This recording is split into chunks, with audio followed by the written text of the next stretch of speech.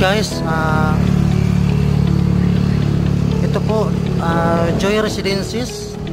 Located po ito dito sa Baliwag, Bulacan. So katabi po niya is Baliwag, Bulacan ito po. So ito isang binibenta natin project ngayon, Joy Residences. Yan.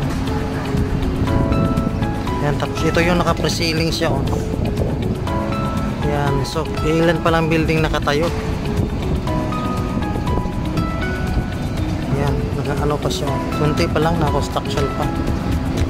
Nakabakod pa. Yan.